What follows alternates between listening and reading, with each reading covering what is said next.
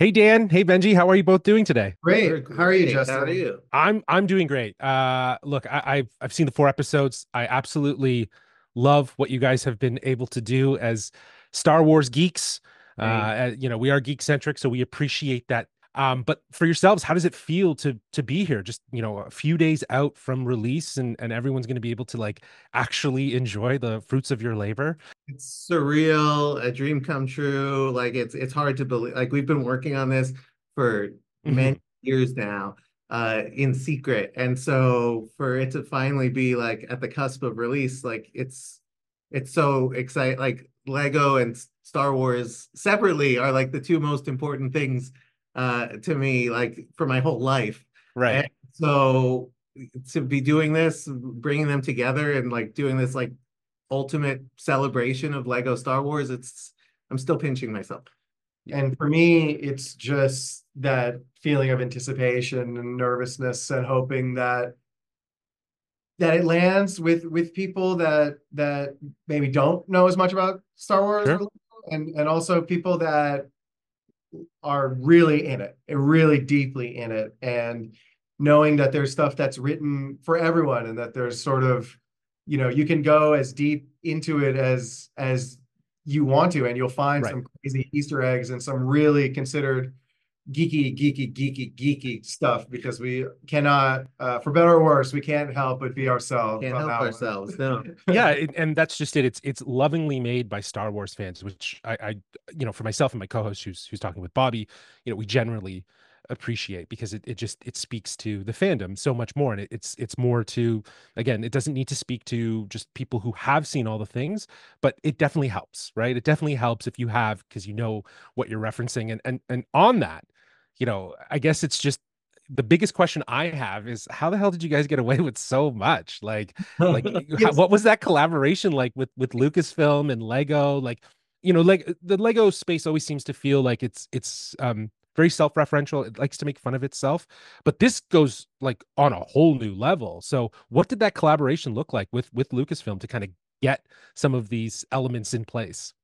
It's been a dream collaboration, honestly. Like we've had the pleasure of collaborating with a lot of different corporations and IPs and things Mhm. over our careers, but this one has been really special in that from the jump, everyone at Lucasfilm and Lego have really been on the same page with us of like exactly what this should be and what the tone should be. And, because we are celebrating Lego Star Wars and that unique partnership and that unique brand in itself, like Yes. the tone that goes with it. There's a Mhm. playfulness that goes with it. There's a creativity and also just yeah, just having fun. Yeah. And so everyone has been extremely supportive, even of things where we're like, can we do this? I don't know, but there were there were definitely times where Benji and I would say, "Look, we'll write it. They'll tell us to take it out. It'll be fun for us to have written it. Everyone will have a nice chuckle, and then it will be removed." And that really didn't happen.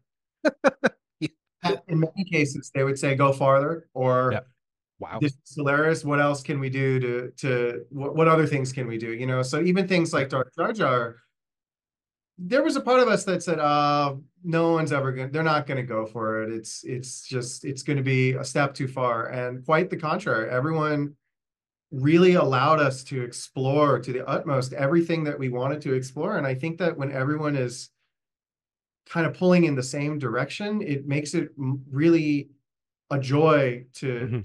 experiment and to play. And you're surprised. I watch the show now and I'm surprised by, oh, I can't believe that we got to do this, or I can't believe we got to, poke fun at something in a loving way, of course. Yeah, But of course. Yeah. I think part of being a fan is embracing the holistic experience of the thing that you love. And Right. sometimes, that means like the inside jokes and the memes, but also really trying to get to the bottom of the bigger level things, the things that no people who aren't deep in that community would also, the power of those moments. Right. for people like my kids who are now, this will probably be the first Star Wars content that they ever watch. And so Yeah.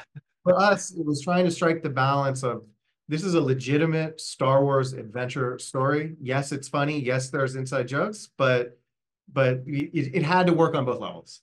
Right. And that actually brings up a question that I actually had. You know, as much fun as you're having with rebuilding and changing and kind of shifting things that from the galaxy that we know and love in this mini series, there are some elements that feel holistically Star Wars. So for both of you, when you were writing this, like what were some of those quintessential elements that needed to kind of stay in place for it to feel like, as you were describing, Dan, a Star Wars adventure?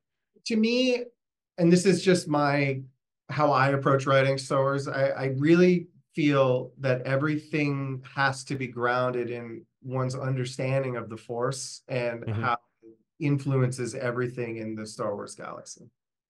I Wow. think that one of the things that we have learned over time in some of our other projects is, I think sometimes there's a feeling that fans are not going to go with you when you try something different or when you try to experiment a little bit. And we found that not to be the case, as long as it's identifiably the spirit of the thing that we all love. And so for us, we always try to keep that front of brain and saying, what are the just absolute foundational things about Star Wars? And for me, that's the Force, that's adventure, that's fun, and that's explaining, but not explaining too much. I think not going so in depth that you as the viewer, and this is how I felt when I was a kid, I like to imagine what could have happened. I like to imagine, for instance, what were the circumstances that made this version of Rey into Darth Rey? Yeah. And those are the kinds of things that I think were really important to think about at the beginning. But for me, it begins with the Force. It begins with the nature of the Force, how it influences and is a part of everyone and everything. And what was cool about this special is that we actually had a chance to kind of articulate our own point of view on some of these things that we'd thought about for a long time. And I think one of the things I've noticed that is resonating with people is saying, this special wasn't exactly what I expected, but it still felt quintessentially Star Wars. And that Exactly. is the highest compliment that Yeah.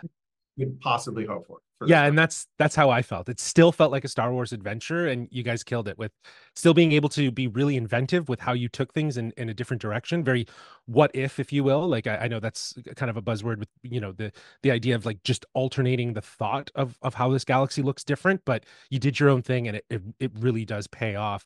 You guys have written some really great jokes. You have some really great lines in here. You as you were mentioning it, Dan and Benji, you guys have it for both kids and adults. How did you balance that? How did you find that balance of being able to like, poke fun at Star Wars while also making something that's really enjoyable for kids? Whenever we go about writing anything that's like, of the kids content that we've worked on, we never approach it writing it as like, this is the thing that we're writing for Right. kids. Because, I think sometimes we don't give kids enough credit for what they can uh, handle or comprehend or enjoy. Totally And, agree.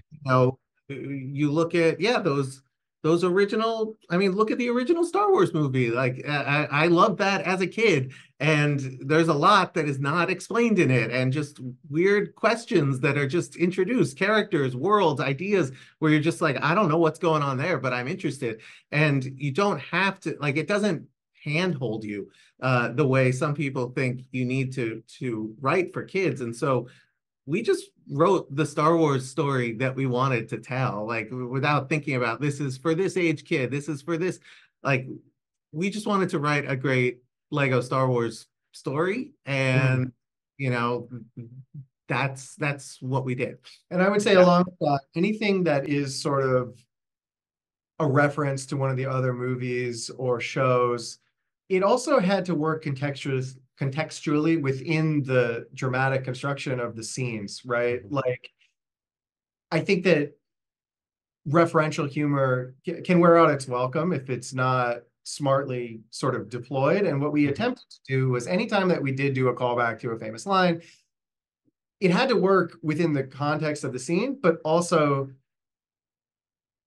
be an inversion or a subversion of expectation of where and how those things are deployed. And so I think that even if for kids who or people that haven't seen the original Star Wars, I think that they can still enjoy those moments sort of completely without understanding maybe the deeper resonance on some of those other projects. But for the people that do understand them, I think it'll be extremely enjoyable to see the new ways in which some of these lines or moments or planets or vehicles show up and are not what you expect.